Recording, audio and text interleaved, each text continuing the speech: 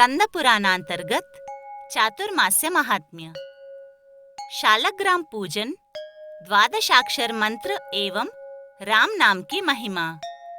गालव जी कहते हैं, गंडकी नदी में भगवान विष्णु शालग्राम रूप से प्रकट होते हैं और नर्मदा नदी में भगवान शिव नर्मदेश्वर रूप से उत्पन्न होते हैं।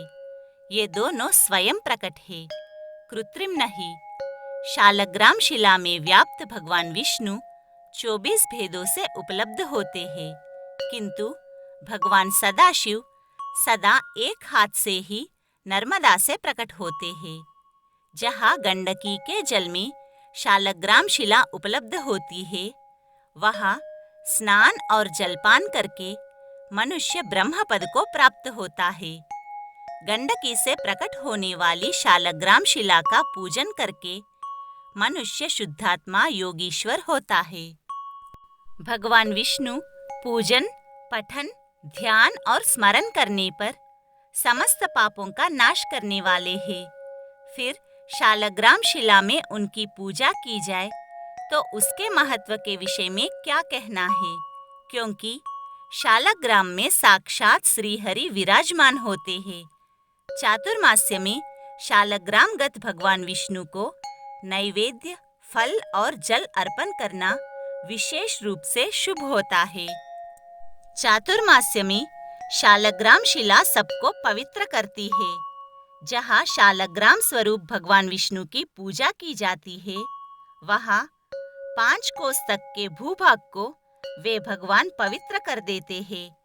वहाँ कोई अशुभ नहीं होता। जहाँ लक्ष्मीपति भगवान शालग्राम का पूजन होता है, वहाँ वो पूजन ही सबसे बड़ा सौभाग्य है।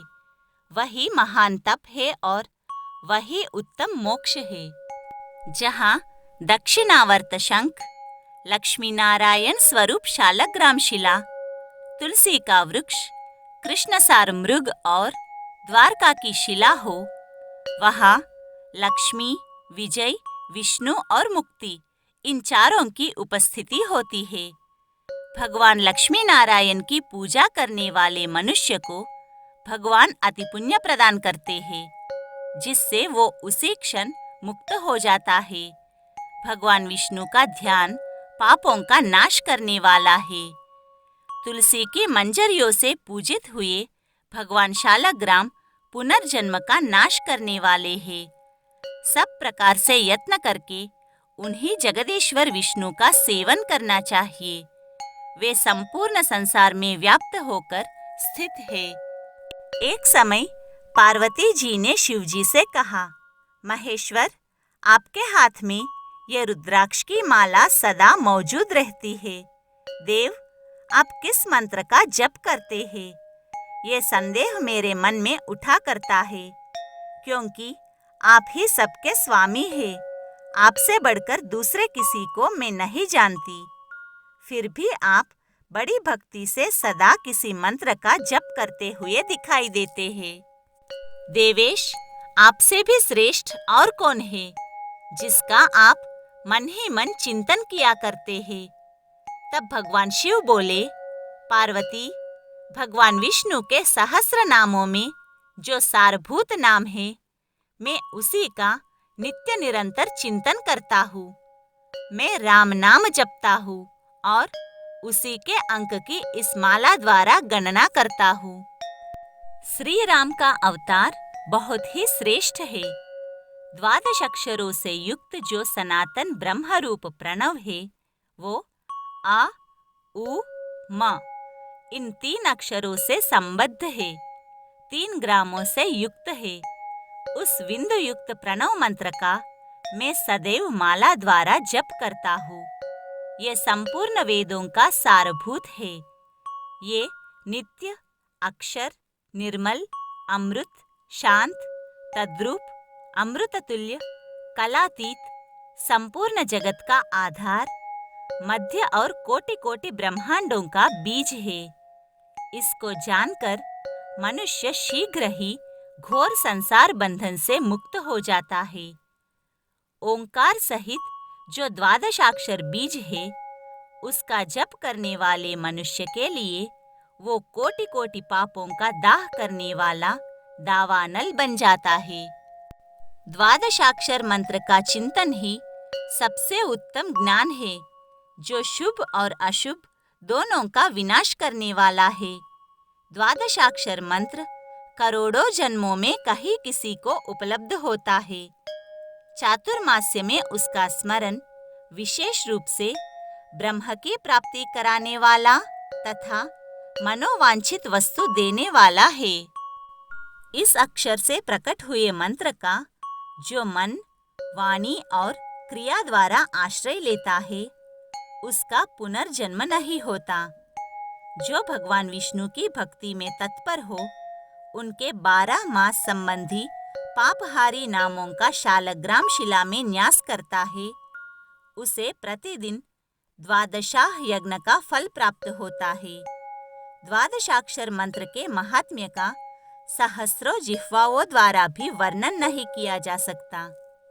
संसार में इसका जप, ध्यान और स्तवन करने पर ये महामंत्र सभी मासों में पापनाश करने वाला होता है, किंतु चातुर्मास्य में तो इसका ये महात्म्य विशेष रूप से बढ़ जाता है। इस मंत्र के चिंतन मात्र से ही मनुष्यों को मनचाही सिद्धि प्राप्त हो जाती है। इसके जप से सनातन मोक्ष प्राप्त होता है। शांतिपरायण जप एवं ध्यान से मनुष्य निश्चय ही मोक्ष को प्राप्त होता है। शूद्रों और स्त्रियों के लिए प्रणव रहित जप का विधान है। पूर्वोक्त 18 शूद्र जाति वाले मनुष्यों को जप तप करने की आवश्यकता नहीं है। वे ब्राह्मण भक्ति, दान और विष्णु भगवान के चिंतन से सिद्ध हो जाते हैं। उनके लिए राम नाम मंत्र ही है। यही उन्हें कोटि मंत्रों से अधिक फल देने वाला होता है। राम इस 2 अक्षर के नाम का जप सब पापों का नाश करने वाला है। मनुष्य चलते, खड़े होते और सोते समय भी श्री राम नाम का कीर्तन करने से इहलोक में सुख पाता है और अंत में भगवान विष्णु का पार्षद होता है। राम ये 2 अक्षरों का मंत्र कोटिशत मंत्रों से भी बढ़कर है। ये सभी संकर जातियों के पाप का नाशक बतलाया गया है। चातुर्मास्य प्राप्त होने पर तो ये राम मंत्र अनंत फल देने वाला होता है। इस भूतल पर राम नाम से बढ़कर कोई पाठ नहीं है। जो राम नाम की शरण ले चुके हैं, उन्हें कभी यमलोक की यातना नहीं भोगनी पड़ती। जो विघ्नकारक दोष है, सब राम नाम का उच्चारण करने मात्र से नष्ट हो जाते हैं। जो परमात्मा समस्त स्थावर जंगम प्राणियों में अंतर्यामी आत्मा रूप से रम रहा है, उसे राम कहते हैं। राम ये मंत्र राज भय तथा व्याधियों का नाश करने वाला है। ये युद्ध में विजय देने वाला तथा समस्त कार्यों एवं मनोरथों को सिद्ध करने वाला है। राम नाम को संपूर्ण तीर्थों का फल कहा गया है। वो ब्राह्मणों के लिए भी मनोवांछित फल देने वाला है। रामचंद्र, राम राम इत्यादि रूप से उच्चारण किया जाने वाला ये 2 अक्षरों का मंत्र राज भूतल पर सब कार्य सिद्ध करने वाला है। देवता भी राम नाम के गुण गाते हैं।